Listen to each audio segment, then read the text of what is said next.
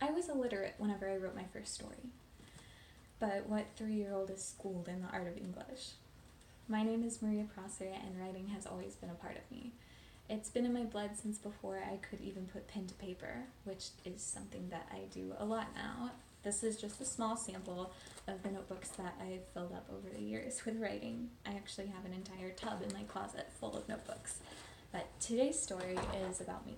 It's about who I am, what I'm like, and why I write. And I've been me for 20 years now, so that's a lot of narrative to sort through. That's 20 years worth of embarrassing moments and living in a near constant state of daydreaming. Those daydreams are actually where I find most of the stories that I'd like to tell. So we'll start today's with the moment that I created my first masterpiece before I could even hold a pencil. I was 3 years old when I came up with a story about a butterfly.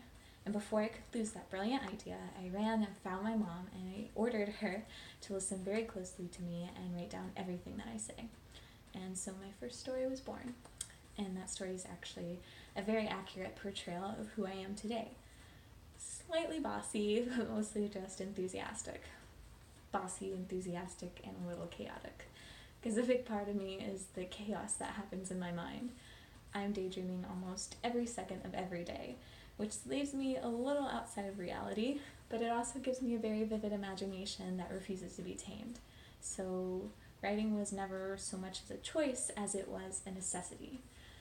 But that imagination always made me feel a little weird. I had a really hard time making friends whenever I was little, so I always reverted further into my mind. But today I know that weirdness is an asset. It helps me relate to people in a more open and genuine and fun way. And whenever it comes to relating to people, I think the greatest key is kindness. And I'm someone that believes that kindness is a vastly important trait in every single person. And kindness to me means making sure other people feel cared for. I actually write a blog about mental health that is my attempt to make other people know that they're not alone. Because I know it can be very important to just know that somebody else has been there. And I know it's also very important to be asked, are you okay today? And that is why checking on my friends is a daily routine. It's a privilege to be someone that others can cry to.